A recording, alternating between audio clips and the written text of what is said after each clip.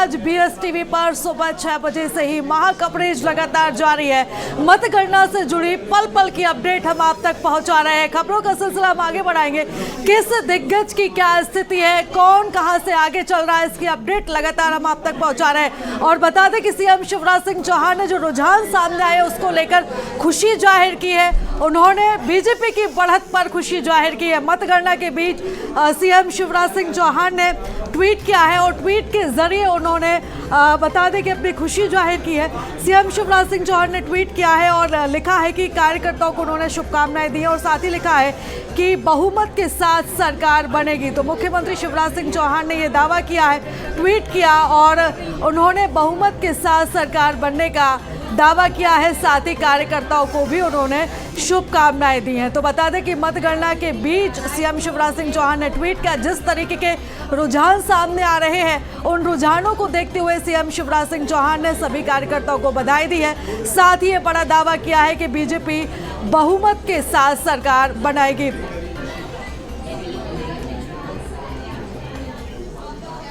और जिस तरीके के रुझान सामने आ रहे हैं उसको लेकर अब भाजपा कार्यालय में जीत की तैयारी है।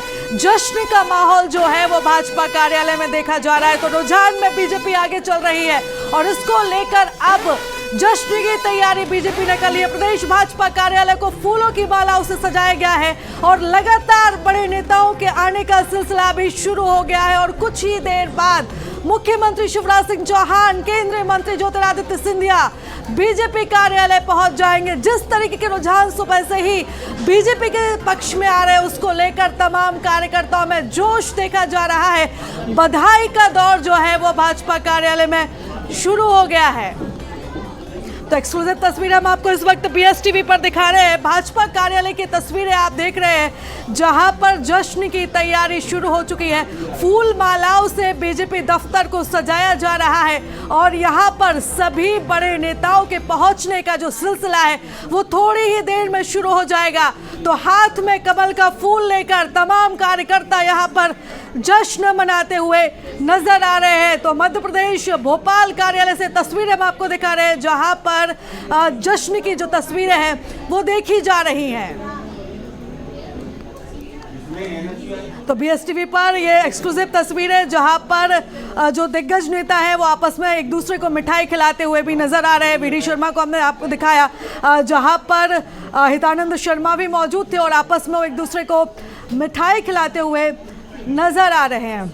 और चलिए ज़्यादा जानकारी के साथ हमारे साथ editor in chief Praveen Dubey ji हमारे साथ जुड़े हुए स्टूडियो से, उनके साथ कुछ राजनीतिक मेहमान भी हैं जो चर्चा को आगे बढ़ाएंगे। Over to you sir. बहुत शुक्रिया प्रीता। तो आप देख रहे हैं जिस तरह का रुझान अभी तक आ रहे हैं, 4 या 5 कई जगह 4 दौर की गणना हो गई, कुछ जगह 5वें दौर की चल रही है जहां पर स्मूथ मतगणना चल रही है, वहां पर तेजी से बढ़ रहे हैं राउंड।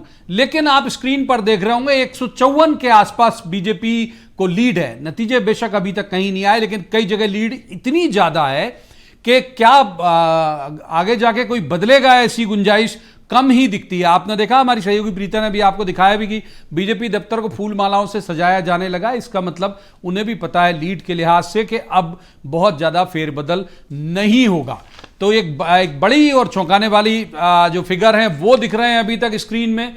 ये कहा जा रहा था कि नेक टू नेक शायद हो सकती है फाइट, लेकिन अंडर करंट था। बीजेपी के लोग जब क्लेम करते थे तो हैरत होती थी, लेकिन वो सही थे वाकई। अगर इस तरह का ये जो अभी आ रहे हैं वो नतीजे की शक्ल में तब्दील हुए तो। सबसे पहले मेहमानों का मैं तारुफ आपसे करा देता हूं। हमारे साथ है मृणाल पंत, ये कांग्रेस के विद्वान ऊर्जावान प्रवक्ता है। बहुत स्वागत है मृणाल जी का। दूसरे मेहमान है सचिन वर्माई, बीजेपी के विद्वान ऊर्जावान प्रवक्ता है। और हमारे सहयोगी हमारे साथ है ही लगातार शरद और पवन देवलिया जी हमारे साथ हैं, वरिष्ठ पत्रकार।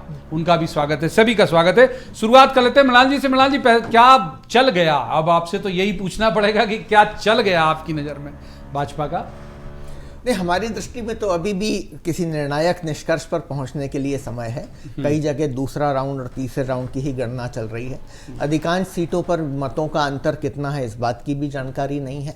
पर थोड़ी देर पहले मैं कांग्रेस के कंट्रोल रूम में बैठा था, जहां मध्य प्रदेश और छत्तीसगढ़ दोनों की ही खबरें आ रही थी। तो जहां तक हमारी जानकारी है, बड़ी संख्या में ऐसी सीटें हैं जहां पे अभी जो अंतर है वो 1000, 2000, 3000 वोटों का है। और पिछले चुनाव में भी हमने इस बात को देखा था कि मतगणना रात को 12, 12:30 बजे तक चलती रही थी। कशमकश की स्थिति थी। कई सारी सीटें ऐसी थी जिनमें परिवर्तन हुआ था, कभी एक आगे कभी दूसरा आगे, और अंततः कांग्रेस पार्टी की सरकार बनी थी। हालांकि प्रारंभिक रुझानों में अभी भारतीय जनता पार्टी की लीड दिखाई दे रही है, पर मुझे लगता है कम से कम दोपहर 2 बजे तक, जब तक 8 या 9 राउंड की मतगणना नहीं हो पाती, तब तक हमें इंतजार करना चाहिए और तब वास्तविक स्थिति मध्य प्रदेश की सामने आएगी। अच्छा, एक सप्लीमेंट्री मेरा ये कि ये ठीक है, मैं सहमत हूँ आपके बात से। 2 बजे तक का आपने वक्त दिया कि 2 बजे के बाद पिक्चर और क्लियर होगी, लेकिन जहां पर 9000, 9500, 9800, सज्जन वर्मा अभी से कुछ देर पहले, मुझे याद नहीं कितने दौर की गणना थी, पीछे थे, जीतू पटवारी पीछे थे, तो ये आपको लगता है कि ये सब मेकअप कर लेंगे आगे जाके? अब जहाँ तक जीतू पटवारी की सीट का उदाहरण के तौर पर अगर हम बात करें,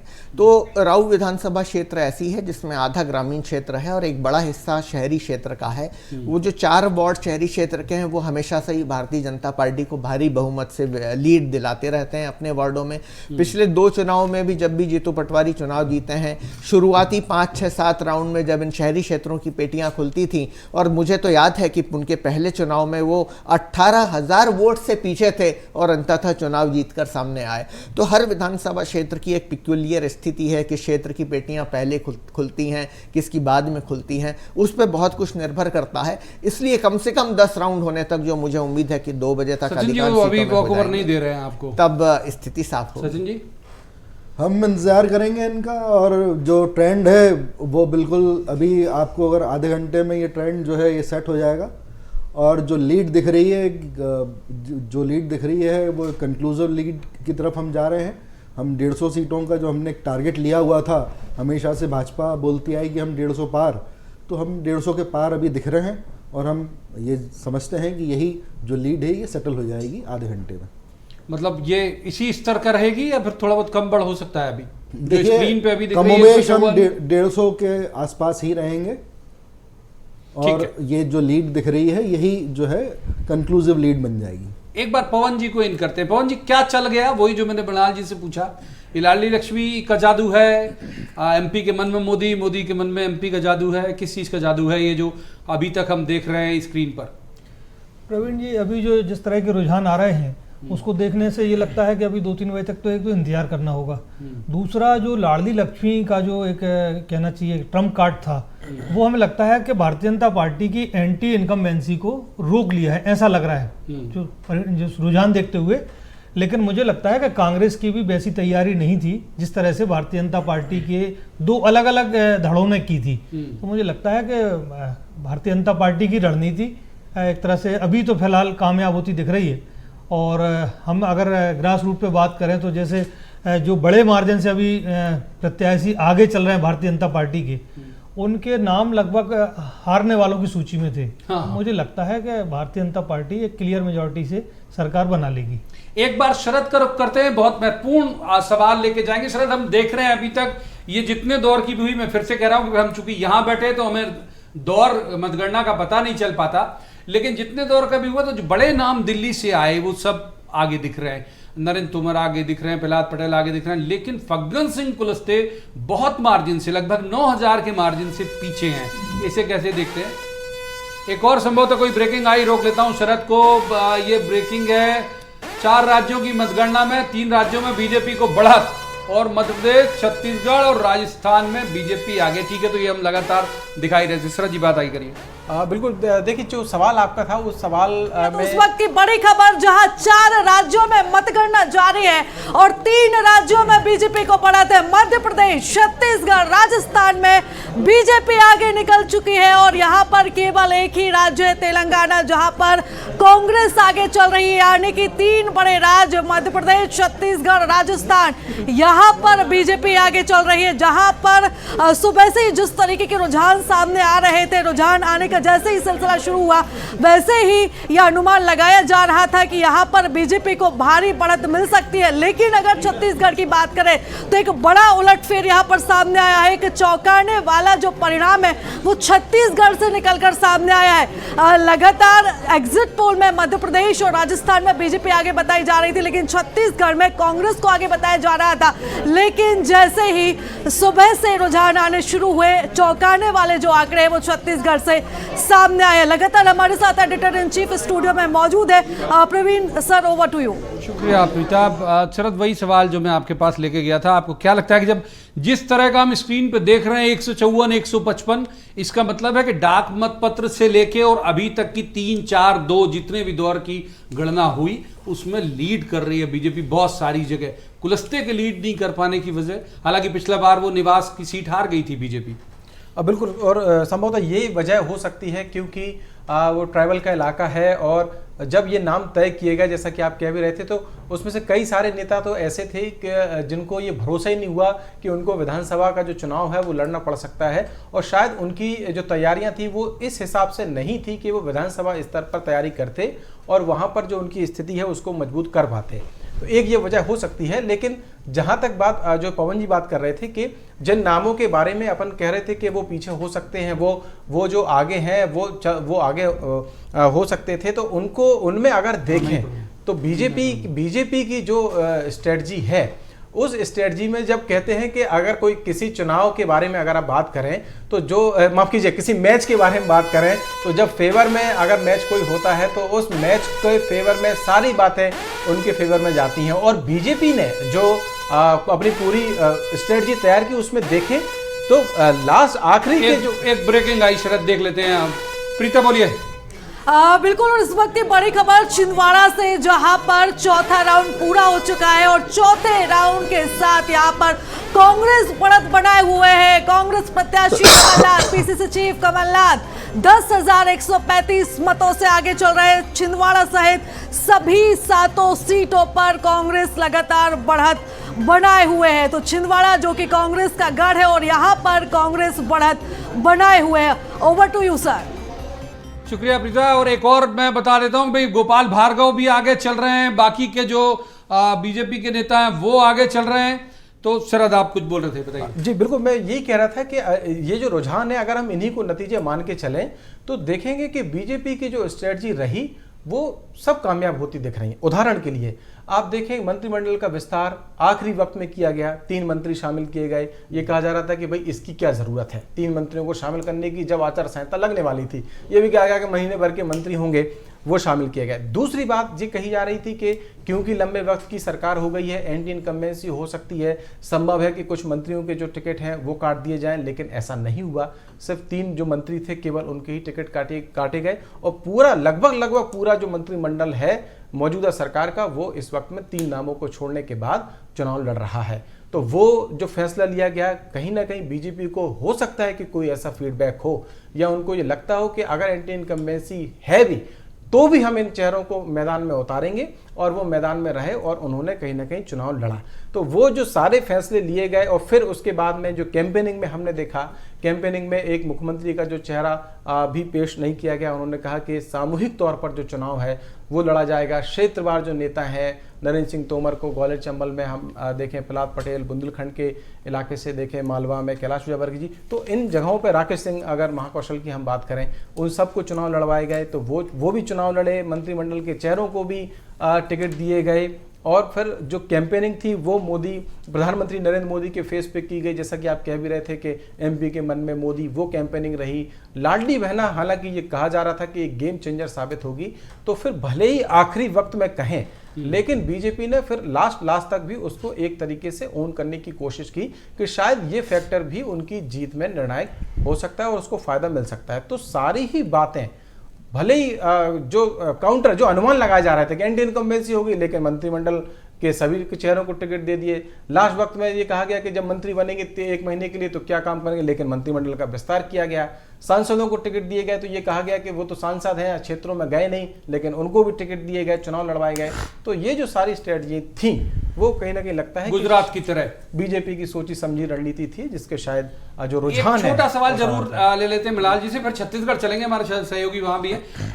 मलाल जी, जिन जिन लोगों की उम्मीद की जा रही थी कि भाई ये आगे जाएंगे, बहुत सारे नाम मैं आपके बता देता हूँ, भाई सज्जन वर्मा भी उनमें जो बड़े नाम हैं आपके, गोविंद सिंह जी भी, ये अब और आसपास की भी सीटों पर प्रभाव डालेंगे। अभी तक के में तो ये नहीं लगा कि भाई अपनी नहीं बचा पा रहे तो फिर अगल बगल की सीटों में कैसे प्रभाव डाल पाएंगे, अभी तक के रुझान के हिसाब से मैं कह रहा हूँ। गोविंद सिंह जी कभी आगे कभी पीछे चल रहे हैं, और बस क्योंकि रसाल सिंह जी वहाँ पर इंडिपेंडेंट के तौर पे खड़े हुए हैं, इस कारण स्वाभाविक तौर पे भी हमको इस बात का अंदेशा था कि शुरुआती कुछ राउंड में कमोवेश इसी तरह की स्थिति बनेगी। जयवर्धन सिंह जी भी बीच में पीछे थे लेकिन वर्तमान में आगे हो गए, तो इसीलिए मैं कह रहा हूँ कि कम से कम 2-2.5 बजे तक रुकना चाहिए। और मुझे आशा है कि ये जो तमाम नाम है जिनकी हम चर्चा कर रहे हैं, अंततः जब तक हम आखिरी राउंड तक जाएंगे मतगणना के, तब तक इनमें से अधिकांश लोग विजय का वर्ण करेंगे। एक बार छत्तीसगढ़ का रुख कर लेते हैं, हमारे सहयोगी अवधेश वहां पर हैं और उनके साथ बीजेपी और कांग्रेस का एक पैनल भी है। Avdhesh, over to you.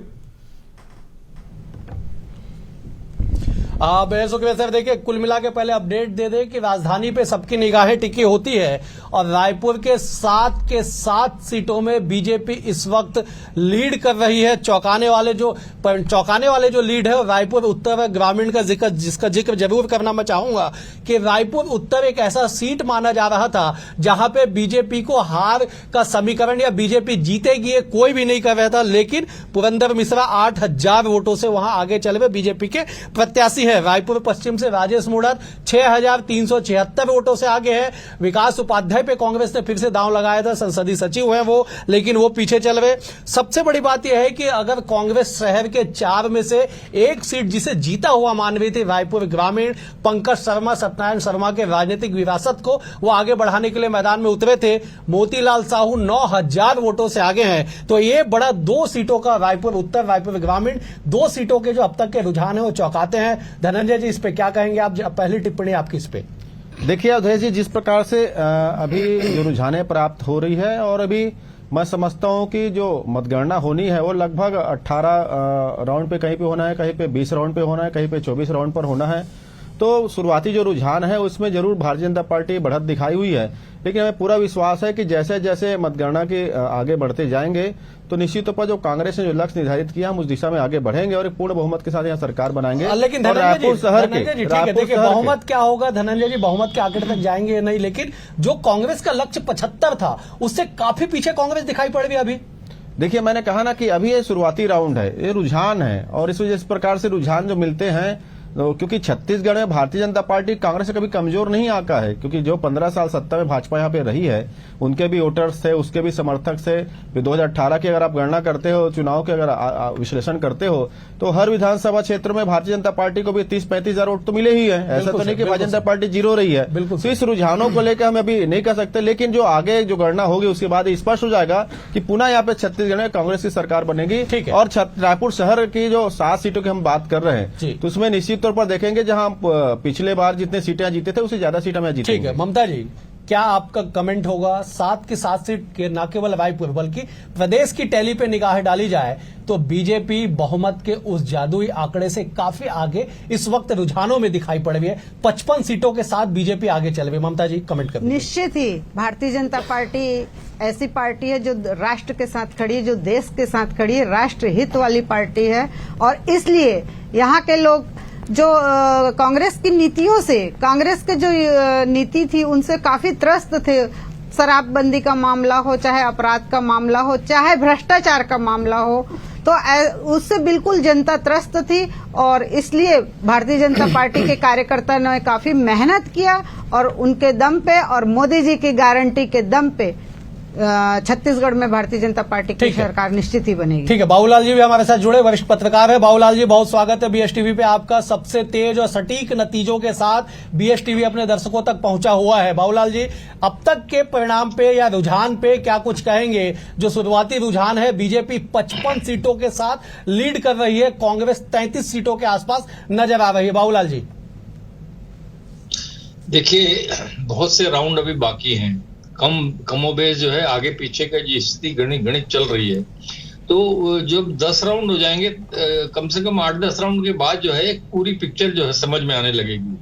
अभी जो है, अभी कहना जल्दबाजी होगी कि कोई पूरी तरह से जो है जीत की तरफ बढ़ रही है। निश्चित रूप से जो है बहुत अच्छी बढ़त जो है बीजेपी ने बनाई है, निश्चित, इसमें कोई दो राय नहीं है।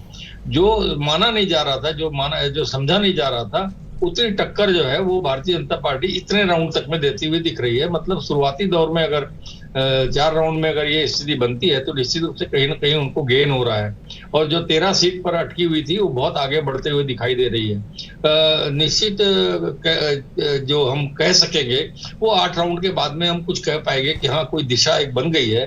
अभी हम ये कह सकते हैं कि लेकिन बाबूलाल जी सवाल ये है कि मुख्यमंत्री खुद 400 वोटों से पीछे हैं, डिप्टी सीएम टीएस सिंहदेव 1400 वोटों से पीछे है, अनिला भेड़िया और उमेश पटेल को छोड़ दीजिए तो इन 2 मंत्रियों के अलावा सारे के सारे मंत्री पीछे हैं। मोहम्मद अकबर को कहा जाता है कि बेहद कुशल प्रबंधक हैं और चुनाव की दृष्टि से वो भी 5000 वोटों से विजय शर्मा से पीछे चल रहे। इस पे भी एक टिप्पणी कर दीजिए। देखिए, जिनका 5 से 7000 वोटों का फर्क है उनको तो मैं नहीं कह सकता, लेकिन जो 1000, 1500, 1200, 1400 वोटों का अंतर होगा वो पट भी सकता है, ये संभावना रहती है, इसको आप इनकार नहीं कर सकते। लेकिन बहुत बड़ा गैप अगर हो जाता है तो वो गैप धीरे धीरे कम होते होते भी जो है वो निश्चितता की स्थिति में पहुंच जाता है। अनिश्चित स्थिति रहती है कि वो गैप भर पाएगा, लेकिन जो थोड़े बहुत वोट का फर्क होता है वो फर्क जो है वो पट जाता है। इसलिए जो है अभी नहीं कह सकते कि क्या स्थिति बनती है, लेकिन मैं ये आपको जरूर 2 कह नए सकता हूं अपडेट में दर्शकों को जरूर देना चाहूंगा। एक तो ये कि बुधनी से 5 राउंड की गणना बुधनी में हो गई। आपको पता है मुख्यमंत्री शिवराज सिंह चौहान की कॉन्स्टिट्यूंसी है वो, और 32,000 वोट से वो आगे चल रहे हैं। जैसे ये तय था कि भाई उन्हें वहां हराना बहुत आसान बात नहीं होगी कांग्रेस के लिए, तो 32,000 वोटों से शिवराज आगे चल रहे हैं। और नंबर 2 जो एक और अपडेट है वो ये है कि दतिया 3 राउंड की गणना अभी तक जो हमारे पास अपडेट है, और नरोत्तम मिश्रा बड़े कद्दावर नेता हैं बीजेपी के, वो 2243 वोट से पीछे हैं। तो सचिन जी क्या कहाँ नरोत्तम मिश्रा जी अभी कहाँ चूक हो गई, क्या हुआ, या फिर आपको उम्मीद है कि वो मेकअप कर लेंगे जल्दी? देखिए, नरोत्तम जी का जो एरिया है वो उसमें मेकअप कर लेंगे। अभी 2-3 राउंड की वहाँ गणना हुई है, 3 राउंड की गणना हुई है। तो मुझे ये पूर्ण विश्वास है कि कम से कम 10,000 वोटों से वो जीतेंगे। आपकी टिप्पणी जरूर ले लूंगा एक बार मैं मृणाल जी।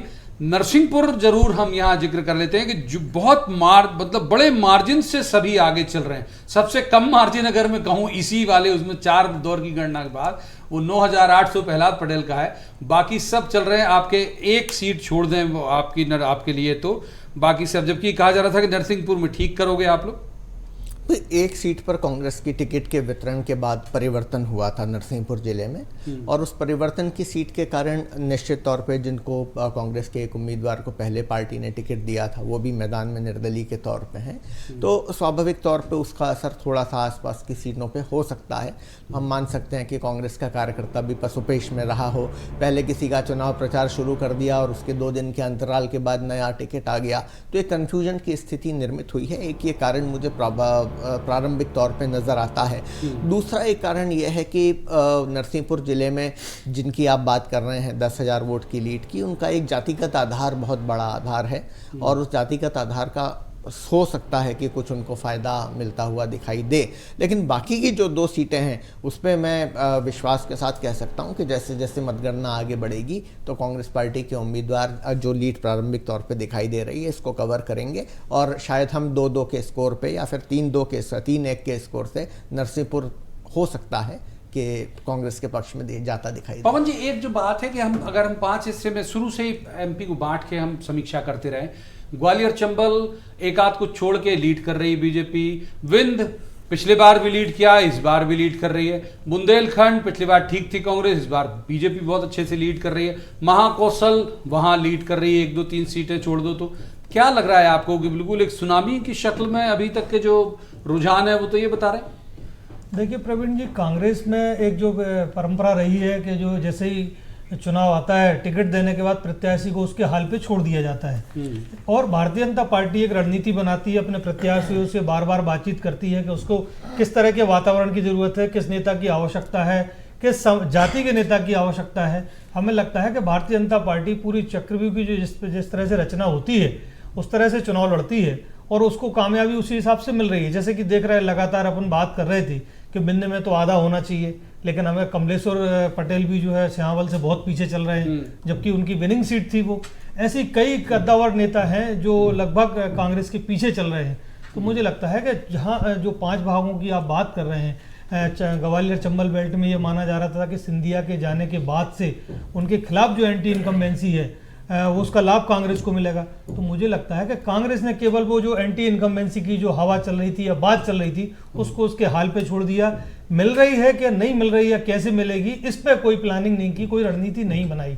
तो मुझे लगता है कि जैसे कि बार बार हम बोलेंगे कि कांग्रेस अपने प्रत्याशियों को उनके हाल पर छोड़ देती है। चुनाव के दौरान मेरी कई प्रत्याशियों से बात हुई कांग्रेस के, उन्होंने कहा कि साहब आप ही हमारी खबर भिजवा दो। तो हमने कहा हम खबर कैसे भिजवा सकते हैं, हम तो आपसे बात करें, आप हमें बताइए। तो मुझे लगता है कि कहीं ना कहीं कांग्रेस में बहुत बड़ा कम्युनिकेशन गैप है और अब जो आने वाला समय है वो कांग्रेस के लिए बहुत विचार का समय यूपी बना देगा। जी जी।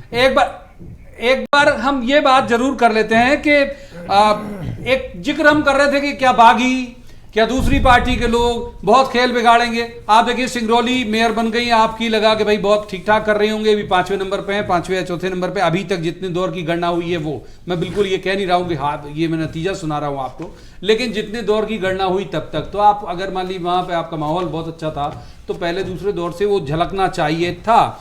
बुरहानपुर में हर्षवर्धन चौहान, एक नाम में जरूर उनका जिक्र करूंगा क्योंकि वो ये लग रहा था कि भाई वो बागी हो गए और वो ऐसा होगा, बीजेपी का शायद खेल बिगाड़ दें, वो भी बहुत पीछे हैं अभी उन सब की तुलना में, बाकियों की तुलना में। तो अब कुल जमा ये बात अभी तक ऐसी क्लियर नहीं हो पा रही है कि जो आकलन चुनाव पूर्व किए गए थे वो कुछ गणित ठीक बैठेंगे या नहीं। लेकिन हम ये कह सकते हैं भाई देवास, हम मेरे हाथ में अभी जो है देवास में अभी तक की जितनी गणना हो चुकी है उसमें पूरी सीट में बीजेपी आगे चल रही है। मतलब कहीं भी एक बार भी ऐसा नहीं हुआ कि कोई और कैंडिडेट आगे चलाओ। इस बार जरूर अगर शरद जी हमारे साथ हैं तो मैं ये जरूर पूछूंगा कि क्या चक्कर है ये, क्यों आपको ऐसे लग रहा है कि कहीं भी एक इतना सा भी मार्जिन नहीं दे रही बीजेपी बहुत सारी जगह में जहां कांग्रेस अपना ओवर कमांड मान के चल रही थी। बिल्कुल देखिए, और एक जो आंकड़ा कहा पॉलिटिकल तौर पर एक बात जो कही जाती है उसमें ये कि अगर कोई भी एक मुद्दा एक तरीके से चल गया तो फिर बाकी के जो सारे फैक्टर हैं वो शून्य हो जाते हैं। अब अगर मान लीजिए कांग्रेस इस भरोसे बैठी थी कि एंटी इनकम्बेंसी जैसी कोई चीज है और उसका फायदा उसको मिलेगा, और इन्हीं रुझानों को अगर हम रिजल्ट्स मान लें तो जैसे पिछली बार की बात थी तो जो क्योंकि बहुमत का आंकड़ा किसी के पास नहीं था तो आंकलन इस आधार पर भी हो रहा था कि करीब 11 सीटें ऐसी रहीं जिसमें नोटा ने निर्णायक भूमिका निभाई, हार जीत के अंतर से ज़्यादा नोटा के वोट थे। कुछ ऐसी सीटें थी 10 से 11 जिनमें हार जीत का अंतर 100 से लेकर 500 या 1000 तक का था। तो ये फैक्टर तब महत्वपूर्ण हो जाते हैं सर कि जब 2 या 4 सीटों से बहुमत का आंकड़ा या तो छू रहे हों या पीछे रह जा रहे हों। लेकिन अगर फिगर 152 के अराउंड है और मान लीजिए कि 4 सीटें किसी निर्दलीय की वजह से या किसी त्रिकोणीय मुकाबले की वजह से अगर इन्हीं रुझानों को रिजल्ट मान लिया जाए तो भी फिर बीजेपी की सेहत पे कोई बहुत ज्यादा फर्क पड़ेगा नहीं। तो इसलिए फिर ये वाला जो फैक्टर है कि बागी खेल बिगाड़ेंगे, तो अगर बिगाड़ेंगे भी तो ज्यादा से ज्यादा कितनी सीटों पर बिगाड़ेंगे, 10 से 15 सीटों पर। अगर अभी का फिगर 162 जा रहा है तो भी 150 के अराउंड बीजेपी रुझानों में है और 116 से ज्यादा ही चाहिए, तो कितना ज्यादा बिगाड़ेंगे, इसलिए फिर वो विषय मुझे लगता है कि स्क्रीन पर अब आप देख रहे होंगे 162 पहुंच चुकी है टैली। 162 सीट ऐसी हैं जहां पर बीजेपी लीड कर रही है और कांग्रेस और सरकती जा रही है। मृणाल जी कह रहे थे कि जैसे जैसे समय आगे बढ़ेगा हम शायद कवर करेंगे, लेकिन आंकड़े जो हैं वो उन्हें और नीचे ला रहे हैं। सचिन जी, बहुत आपको देख के तो अच्छा लग रहा होगा। जी देखिए, एक बात की चर्चा नहीं हो रही है कि इन पिछले 5 वर्षों में जनता ने 2 सरकारों को देखा, एक कमलनाथ की सरकार को देखा और उसके बाद में शिवराज जी की सरकार को देखा। वो जो 15 महीने की जो कांग्रेस की सरकार थी जिसमें वल्लभ भवन को ट्रांसफर इंडस्ट्री में कन्वर्ट कर दिया गया था और सत्ता की जो दलाली जो थी पूरी तरह से कांग्रेस के इर्द गिर्द घूम रही थी, तो उसका जो प्रभाव है वो भी कहीं ना कहीं ये रिजल्ट्स रिफ्लेक्ट कर रहे हैं कि भाई अगर आप जो एक लाडली बहना योजना को तो एक आगे लेके आ ही रहे हैं कि उसका एक रीज़न हो सकता है, पर इतना बड़ा जो मार्जिन से जितनी लीड आ रही है उसका कहीं ना कहीं ये अंडर करंट था, और जो कांग्रेस की जो कमलनाथ की सरकार जनता ने देखी थी और उनसे जो आशाएं उनको थी और वो विश्वासघात में जो कन्वर्ट हुई थी, तो उसका ये रिजल्ट है। एक बार मृणाल जी को इनका लेते। मृणाल जी, उम्मीद थी आपको कि इस सीमा तक चल जाएगा लाडली लक्ष्मी के, सब माफ कीजिए, लाडली बहना के हर जगह, मतलब रीजन तो छोड़ दीजिए, डिस्ट्रिक्ट एक आध आप ऐसी नहीं बता सकते कि यहां हम बिल्कुल लीड कर रहे हैं, वो भी मतलब जहां से ओमकार माली डिंडोरी जीत रहे हैं तो कम मार्जिन से आगे चल रहे हैं, तो कम मार्जिन से, बाकी जगह भी जो कैंडिडेट चल रहे हैं वो कम मार्जिन से, और ये आगे चल रहे हैं तो 10-10 हज़ार से। तो आपको लगता है लाडली लक्ष्मी, लाडली बहना को ठीक से समझ नहीं पाए आप लोग कि इतना कमाल कर देगी? प्रवीण जी, ये जो शुरुआती प्रारंभिक रुझान भारतीय जनता पार्टी के पक्ष में दिख रहा है, प्रारंभिक तौर पर भी उस रुझान की हमको उम्मीद नहीं थी, लेकिन अगर इस तरह का दिख रहा है तो ये किस दौर में चुनाव का परिणाम आते आते जाएगा वो एक देखने वाली बात होगी। जहाँ तक लाडली लक्ष्मी का बात है, ये जिस तरह से चोरी की सरकार शिवराज सिंह जी ने कमलनाथ जी की सरकार को गिराकर बनाई थी, उसी तरह से चोरी की स्कीम है। गृह लक्ष्मी योजना के माध्यम से कर्नाटक में इसे कांग्रेस पार्टी ने लॉन्च किया था, उसकी घोषणा की थी, और भारतीय जनता पार्टी ने अपनी सरकती हुई स्थिति को देखते हुए इसको अपने नाम से, नए नाम से मध्य प्रदेश में अपनाया। लेकिन मुझे इसके पीछे एक दूसरा निहितार्थ दिखाई देता है। वो निहितार्थ ये है कि माननीय प्रधानमंत्री जी जब मध्य प्रदेश में आए थे तो लगातार 2-3 सभाओं में उन्होंने इस तरह की योजनाओं को रेवड़ी कल्चर कहते हुए खुलेआम इसकी पानी पी पी कर आलोचना की थी, और शिवराज सिंह जी ने इसे अपनाकर शायद संसदीय बोर्ड से उनका नाम काटे जाने का बदला दिया है, प्रधानमंत्री जी के नेतृत्व को चुनौती दी है, भारतीय जनता पार्टी में वो हर नीति और निर्णय तय करेंगे इस बात को चुनौती दी है, और ये साबित किया है, मार्कशीट भी तो दे रहे हैं, और ये साबित भी किया है उन्होंने कि शायद प्रधानमंत्री की पकड़ रेश की नब्ज से ढीली हो गई है। इस तरह की कांग्रेस की योजनाओं के माध्यम से ही देश का और जनता का भला हो सकता है, ये उन्होंने चुनौती मानी। रोक लूं आपको थोड़ा सा, क्योंकि जाऊंगा अब अवधेश के पास रायपुर, लेकिन उससे पहले आपको बता देता हूं जबलपुर, बड़ा दिलचस्प अभी तक का जो है 4 राउंड की गणना वहां हो गई। राकेश सिंह एक नाम सांसद जिन्हें वहां लड़ाया गया, वो आगे चल रहे हैं, पाटन से भी आगे चल रहे हैं, मतलब मैं अगर अलग अलग गिनाऊं और ठीक ठीक वोट से आगे चल रहे हैं, 11,070, 15,678, यानी अभी जितने दौर की भी गणना होगी कैसे मेकअप होगा मृणाल जी की भाषा में वो आगे देखेंगे। लेकिन अभी तक 8 विधानसभा सीटों में 7 पर बीजेपी और 1 पर कांग्रेस आगे चल रही है। एक बार रायपुर का रुख कर लेते हैं अवधेश। हाँ बेहद शुक्रिया सर। देखिए जिस तरह से ये रुझान कहा जा सकता है कि जो आ रहे हैं भाजपा की बाँछें खिली हुई है। मैं एक बार धनंजय जी के पास इसलिए जाऊंगा क्योंकि धनंजय जी, मुख्यमंत्री अगर 400 वोटों से पीछे हो और उप मुख्यमंत्री 3,000 वोट से पीछे हो और उसी संभाग से अमरजीत भगत जो मंत्री है वो 4,000 वोटों से पीछे हो, तो कैसे इसको देखेंगे? ये रुझान किस ओर दिखाई पड़ रहा है आपको? देखिए आज मैंने पहले आपसे कहा था अवधेश जी कि भारतीय जनता पार्टी के हर विधानसभा क्षेत्र में, जैसे मैंने 2018 का जिक्र किया था, हर विधानसभा क्षेत्र में 30 से 35 हजार वोटर्स हैं। हर बूथ में जो बूथ जो खुलते जा रहे हैं उसके अपने वोटर्स हैं। और ये पहले और दूसरे, मैंने अभी चेक करा था, कहीं 2 राउंड हुए हैं, कहीं 3 राउंड हुए हैं, कहीं 4 राउंड हुए हैं। तो ये कोई बहुत बड़ा लीड नहीं है, या बहुत बड़ा कोई अंतर नहीं है, या परिणाम नहीं है। चाहे माननीय मुख्यमंत्री जी हो, चाहे माननीय उप मुख्यमंत्री जी हो, चाहे अमर भगत जी हो, सारे वोटर्स जो है आने वाले समय में जो लीड उसको कवर करने का काम करेंगे। और भी 3 से 4 राउंड हुए हैं, वो गिनती 19 राउंड में होनी है, कहीं 20 राउंड में होनी है, कहीं 22 राउंड में होनी है।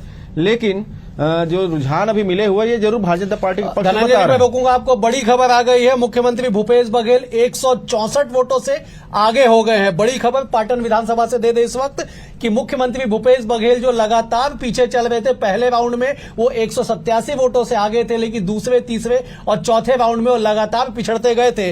इस राउंड में मुख्यमंत्री भूपेश बघेल जो है वो आगे हो गए हैं और 164 वोटों से मुख्यमंत्री भूपेश बघेल आगे हो गए। आप अपना रिएक्शन आप दीजिए, ममता जी क्या कहेंगे इस पे?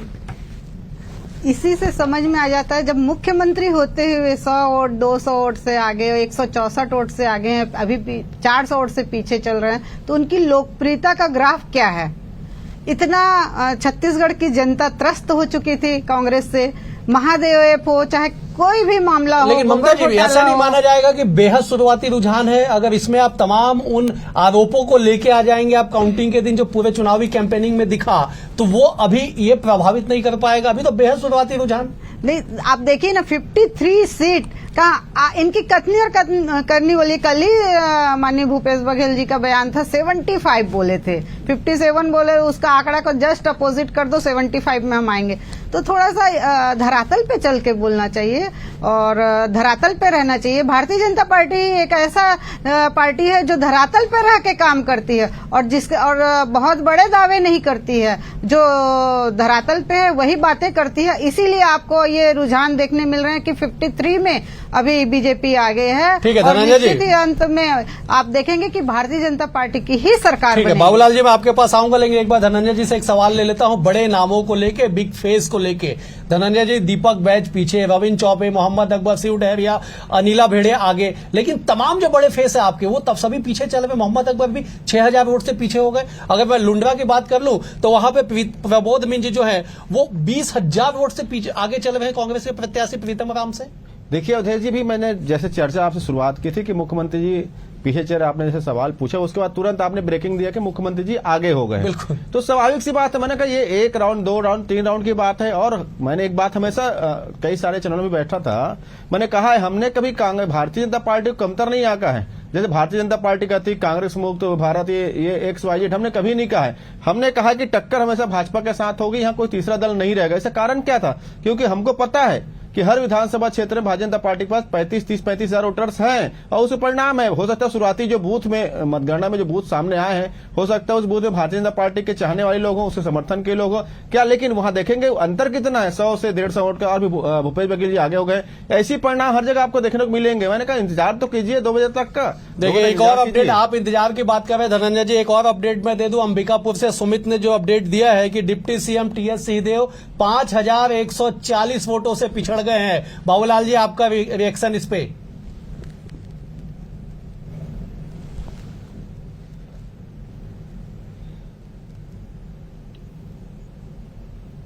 लग रहा हो बाबूलाल जी, अगर आप तक मेरी आवाज जा रही हो तो मैं आपसे रिएक्शन जरूर। आप बिल्कुल बाबूलाल जी, मैं आपके पास जाऊंगा, लेकिन ममता जी मैं आपका रुख कर लेता हूं। आते हैं सभी आएंगे एक बार आपके पास। और एक ब्रेकिंग में बता दूं जरूर दर्शकों को कि भाई डिमनी एक सीट थी जो नरेंद्र सिंह तोमर, जो चुनाव प्रबंध समिति के अध्यक्ष भी थे बीजेपी के, बहुत टाइट वहां पर मुकाबला जैसे प्रचारित किया जा रहा था। अभी 1626 वोट से आगे चल रहे हैं नरेंद्र सिंह तोमर। 6 दौर की वहां पर गणना हो गई है। तो सचिन जी, एक बार ये पूछ लेते हैं कि बाकी जगह बम्पर आ रहा है, दिमनी इतना नेक टू नेक क्यों चल रहा है? देखिए, दिमनी की जो जातिगत जो एक वहाँ का जो समीकरण है, तो वो बड़ा कॉम्प्लेक्स टाइप की वहाँ सिचुएशन है। और कांग्रेस ने भी वहाँ पर जो है तोमर जाति के ही कैंडिडेट को वहाँ पर टिकट दिया था। तो ऐसी स्थिति है। मगर मुझे यही लगता है कि नरेंद्र सिंह तोमर जी जब तक सारे राउंड्स की मतगणना होगी तब तक वो करीब 10 से 15 हजार वोटों से आगे होके और विजयी रहेंगे। शिवराज जी का ग्राफ लगातार बढ़ते जा रहा है। बुधनी सीट के हमारे पास आते जा रहे हैं जो आंकड़े हैं। 5 राउंड की गणना हो गई, 34,417 वोटों से शिवराज जी आगे चल रहे हैं लगातार। एक बार हम इन कर लेते हैं पवन जी को। पवन जी, जो बड़े नाम हमने कहा भी, जैसे कि भी बहुत सारे तो कंफर्टेबल तरीके से आगे, दिमनी ही आपसे फिर वही सवाल करता हूं कि वहां ऐसी मार्जिनल जो जीत है अभी 6 राउंड के बाद तक वैसी दिख नहीं रही। क्या वजह, इतना क्लोज क्यों जा रहा है वहां का मुकाबला? देखिए प्रवीण जी, दिमनी पहले भी बताई जा रही थी कांग्रेस की सीट है और लगातार जो है कांग्रेस वहां पे हावी थी कह सकते हैं अपन। और भारतीय जनता पार्टी के नरेंद्र सिंह तोमर तो दिमनी गए ही नहीं प्रचार करने के लिए, जैसा कि अपन ने देखा। इस बीच में जो एक वीडियो वायरल हुए 2-3, वो चर्चाओं में आए। कांग्रेस ने कोई आरोप प्रत्यारोप गंभीरता से नहीं किया उस विषय में। ये भी एक मार्जिन का एक वजह हो सकती है। मुझे लगता है कि दिमनी जो है नेट टू नेट ही जाएगी और बीएसपी यहाँ सेकंड पोजीशन पे आ सकती है।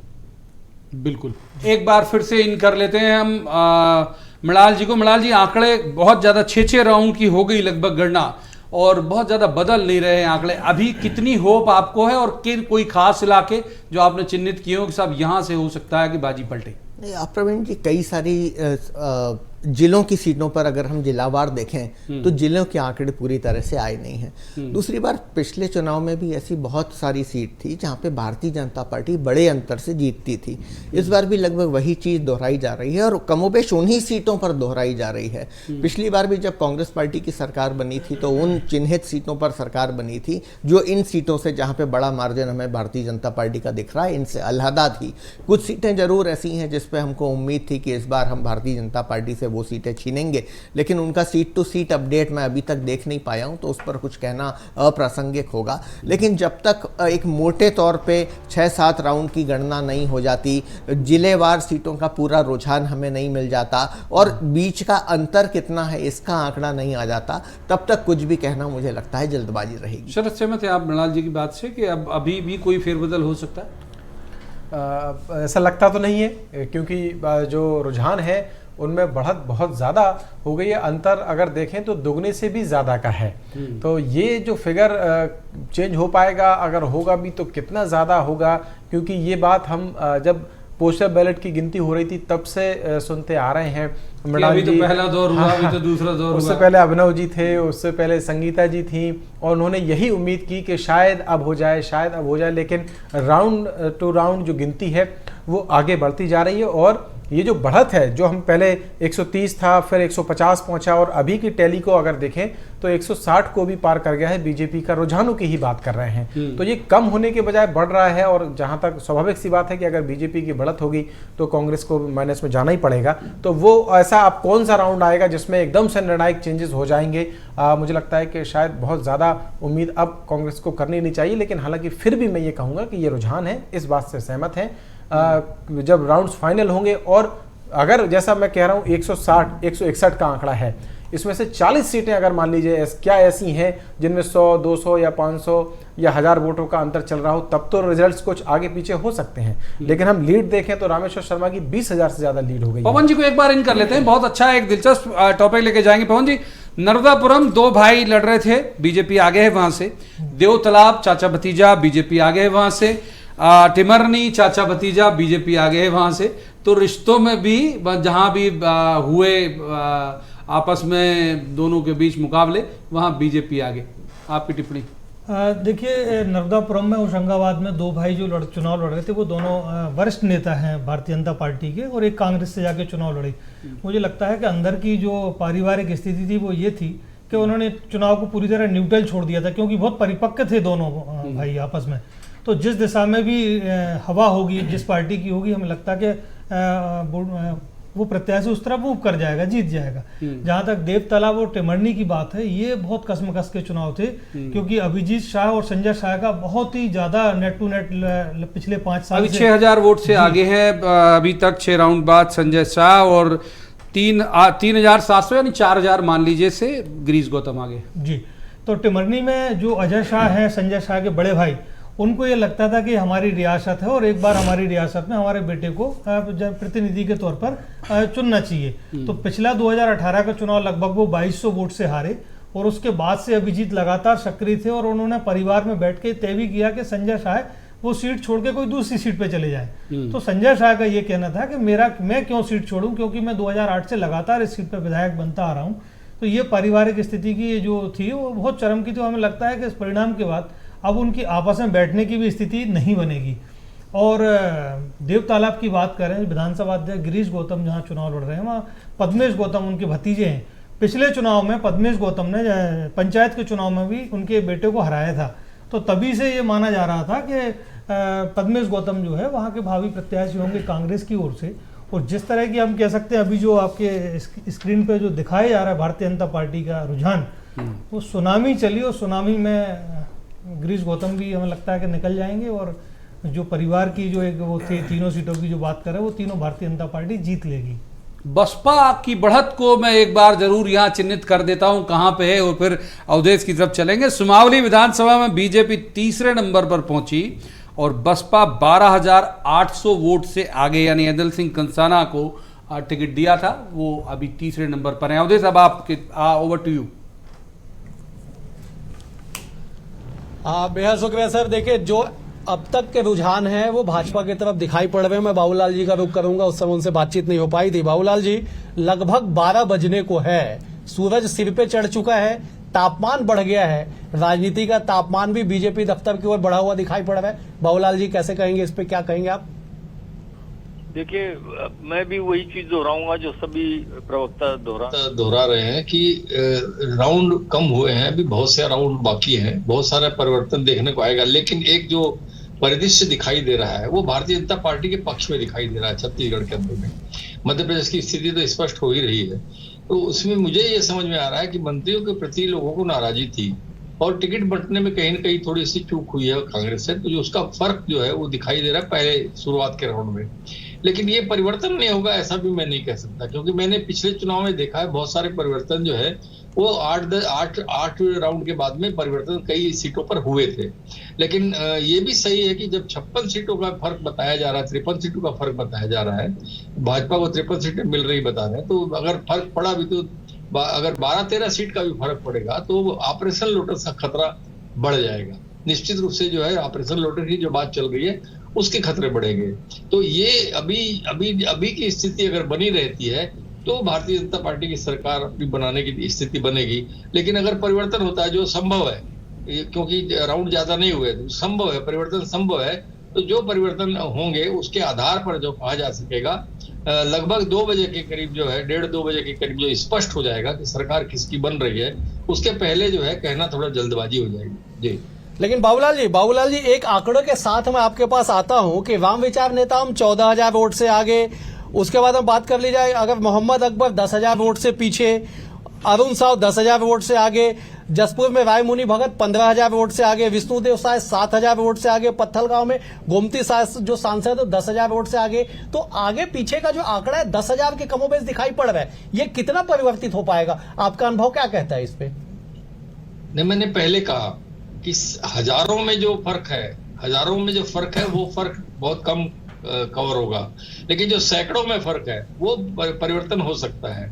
मैं हजारों वाली बात नहीं कर रहा हूँ, जो सैकड़ों का फर्क है वो परिवर्तित हो सकता है, वो कहीं भी आगे जाकर के जो कवर हो सकता है। जैसे आपने देखा भूपेश बघेल 400 मतों से पीछे थे, 166। बिल्कुल, मैं इसी सवाल के साथ में एक बार धनंजय जी का रुख कर लेता हूं। धनंजय जी, 10,000, 15,000, 20,000 तक का अंतर हो चुका अब तक। देखिए, मैं कह रहा हूं ना, आपको एक चुनाव परिणाम वो भी देखना चाहिए आपको छत्तीसगढ़ का, जिस दौरान कांग्रेस 12 बजे तक सरकार बनाते हुए दिख रही थी, पटाखे फूट गए थे, उसके बाद अचानक जो बूम हुआ उसके बाद चेंजेस आए, तो बस थोड़ा सा इंतजार करना चाहिए। और ये जो परिणाम है ये कोई बहुत बड़ा डिस्टेंस नहीं, अगर कोई कहीं 15,000 से भी आगे है तो 2, 4, 5 राउंड है, वहां 24 राउंड है, 25 राउंड है।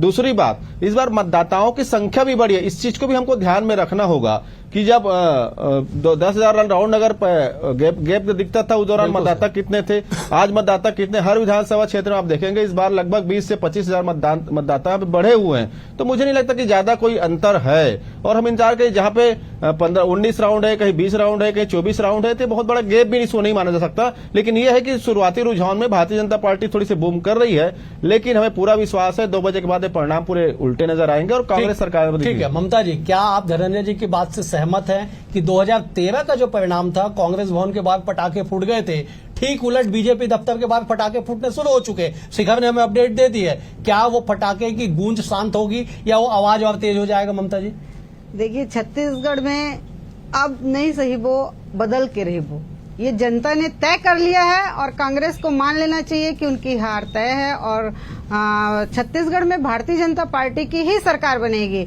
आप देख लीजिए 54 सीट में भाजपा आगे है, जहां जहां से आगे है वो हजारों की संख्या में लीड कर रही है। कांग्रेस के सारे मंत्री 1-2 को ही छोड़ दिए तो सभी हजारों वोट से पीछे हैं। आप टीएस सिंहदेव जी को देख लीजिए, किसी को भी देख लीजिए, माननीय भूपेश बघेल जी का ही देख लीजिए, 164 वोट से आगे। मैं अपडेट दे दूं ममता जी, 5 राउंड के बाद मुख्यमंत्री भूपेश बघेल 1400 वोटों से आगे हो गए। बहुत, फिर भी मुख्यमंत्री के हिसाब से आप देखिए, माननीय शिवराज सिंह चौहान का देख लीजिए, 34,000 वोट से वो आगे हैं, तो कहाँ 34,000, कहाँ 1400। तो ये चीज सही समझ लेना चाहिए कांग्रेस को और अपनी मानसिकता बना ले, और उनके जो लड्डू हैं, उनके फूल हैं, वो हमारे काम आने वाले हैं। बाबूलाल जी, लड्डू और फूल तो आपको जरूर खिलाएंगे, नेता पतिश में आपका स्वागत हम करेंगे, आपको खिलाएंगे। ठीक है, मैं एक बार बाबूलाल जी का रुख कर लेता हूँ। बाबूलाल जी, क्या कहेंगे? आपकी टिप्पणी, लगभग 12 बज चुके हैं। वही सवाल, आधे से ज्यादा जो मंत्री है वो काफी पीछे हो चुके हैं। मंत्रियों को चेहरे को क्या जनता ने नकार दिया? क्या 2018 में जो गलती बीजेपी ने की थी, सारे मंत्रियों को चुनावी मैदान में उतार के, क्या कांग्रेस उसी राह पे आगे बढ़ी है? मैंने पहले कहा कि टिकट बांटने में कुछ चूक हुई है और कुछ मंत्रियों के प्रति नाराजगी जो पहले से समझ में आ रही थी, वहां जो है कहीं ना कहीं कांग्रेस मजबूर हुई है उनको टिकट देने में। और अगर समझदारी से काम होता, मंत्रियों के प्रति जो नाराजगी थी उसको भांप लिया गया होता तो परिवर्तन दूसरे होते। लेकिन ये स्थिति साफ साफ दिखाई दे रही है कि मंत्रियों के प्रति नाराजगी लोगों को थी। दूसरी चीज जो है, कवर्धा जैसी सीट पर जो है हिंदुत्व का कार्ड चला है, ये साफ साफ दिखाई दे रहा है। हिंदुत्व के कार्ड की वजह से वहां फर्क पड़ा है। और जो ऊपर नीचे जो ईश्वर साहू की स्थिति दिख रही है, वो भी हिंदुत्व के कार्ड की वजह से जो है वो 2 बार आगे निकल गए थे रविंद्र चौबे से। ये सारी चीजें जो है एक साथ मिलाकर के देखेंगे तो बहुत सारे फैक्टर, भारतीय जनता पार्टी की दिल्ली की रणनीति, उनकी मेहनत, उनके द्वारा जो भ्रष्टाचार का चस्पा किया जाना कांग्रेस के साथ में और बदनामी की स्थिति बनाना, ईडी सीबीआई का रोल, ये सारी चीजें मिला करके जो एक माहौल जो बना 6 महीने के अंदर में, वो कांग्रेस को कहीं नुकसान पहुंचाता हुआ दिख रहा है। और वो ये अगर फ्लो बना रहा तो निश्चित रूप से कांग्रेस को नुकसान हो सकता है। अगर ये फ्लो टूटा, चौथे 5वें राउंड के बाद में 8वें राउंड तक अगर ये टूटा और कवर हुआ तो निश्चित रूप से जो है परिवर्तन भी कुछ संभव है। लेकिन बहुत ज्यादा परिवर्तन हो जाएगा ऐसा भी मुझे दिखाई नहीं देता। तो कहीं वो स्थिति बाबूलाल जी, छोटा सा जवाब आपसे मैं इस बात को लेके चाहूंगा कि कांग्रेस ने अपने मौजूदा 22 विधायकों के टिकट काटे थे। उन 22 विधायक में से जो 6 नए प्रत्याशी हैं, केवल वो आगे दिखाई पड़ रहे, बाकी सारे के सारे पीछे चल रहे। इस वक्त 16 जो नए प्रत्याशी कांग्रेस ने उतारे थे। मैंने कहा ना कि टिकट बांटने की चूक तो हुई है और सरगुजा में इसका परिणाम देखने को मिल रहा है। जो सरगुजा जो पूरी की पूरी तरह से कांग्रेस के हाथ में था, वो आज कहाँ खसकता हुआ दिख रहा है पहले कुछ राउंड में। तो ये स्थिति जो है बनी क्यों है? बनी इसलिए है कि जिन लोगों का आपने टिकट काटा है वो नाराज थे, वो घर बैठ गए। उन्होंने हो सकता है अंदर ही अंदर कुछ गड़बड़ियां भी की होंगी, तो उसके कारण जो है परिणाम बहुत सारे बदलते हुए दिख रहे हैं। और इस बात को लेकर के जो है निश्चित रूप से जो है कांग्रेस को मंथन करना होगा कि ये कहाँ गलती हुई है, हम आएंगे। कुछ सीटें ऐसी अब बिल्कुल क्लियर हो गई हैं जहां पे कुछ में तो एक में तो 50,000 के आसपास पहुंच रही है, कहीं 22,000 के आसपास पहुंच रही है बीजेपी बढ़त में। तो ऐसी बहुत सारी सीटें जो हैं वो सार्वजनिक हो गई। तो अब ऐसी उम्मीद शरद, अब तो मुझे लगता है कि इन सीटों में तो अब, और अगर 8 या 10 राउंड की गणना हो गई या 9 राउंड की हो गई, तो अब तो इनमें तो कोई फेरबदल की गुंजाइश हो नहीं सकती है। अगर मान लीजिए कि होगी भी, लेकिन वो 20,000 या 25,000 का अंतर अगले राउंड पाट पाएंगे ऐसा एक तरफा आमतौर पर होता नहीं है। क्योंकि जो बढ़त है वो अगर 1000, 1200, 2000 तक का है, इनमें भी काफ़ी मार्जिनल होता है और हार जीत का अंतर बहुत माइनर सा रह जाता है। लेकिन अगर आंकड़ा 5,000 और फिर 8,000 और फिर 10,000 से ऊपर जाता है तो फिर इस लीड को खत्म कर पाना आगे के राउंडों में, क्योंकि तब तक ये बात स्पष्ट हो चुकी होती है कि जो वोट है वो जो जिस प्रत्याशी की तरफ जा रहा होता है फेवर में, तो वो तो जा ही रहा है। उसकी एकदम से अगर ग्राफ नीचे आ जाएगा ऐसा आमतौर पर होता नहीं है। और 20-50 हज़ार तक की जो बढ़त है वो आमतौर पर कभी भी ऐसी नहीं देखी गई कि एकदम से रैंडमली चेंज होगी और जो प्रत्याशी जीत रहा होगा वो हार जाएगा, ऐसा नहीं होता। तो अब कांग्रेस को, अब मुझे लगता है, क्योंकि जैसा अवधेश बार बार कह रहे थे कि सूरज चल रहा है और बिल्कुल सिर पे, यानी कि दिन के 12 बज चुके हैं, लगभग स्थिति साफ हो गई है। 2 घंटे का इंतजार हमें लगता है और करना होगा, तब नतीजे भी स्पष्ट हो जाएंगे। लेकिन 160 की टैली जो इस वक्त हम दिखा रहे हैं वो बहुत ज्यादा नीचे जाएगी, ऐसी उम्मीद करना अब कांग्रेस के लिए बेमानी सा हो गया है। और एक आंकड़े के साथ ब्रेक लेंगे, जो जैसे शरद कह रहे थे कि अगर आंकड़ा बढ़ जाता है तो उसका वापस होना या कम होना बहुत असंभव सा लगता है या मुश्किल सा लगता है। वैसे ही एक आंकड़ा 6 दौर की गणना के बाद बुधनी का 40,000 के वोट से मुख्यमंत्री शिवराज सिंह चौहान आगे चल रहे हैं। वक्त एक ब्रेक का है, आप कहीं मत जाइए, देखते रहिए BSTV।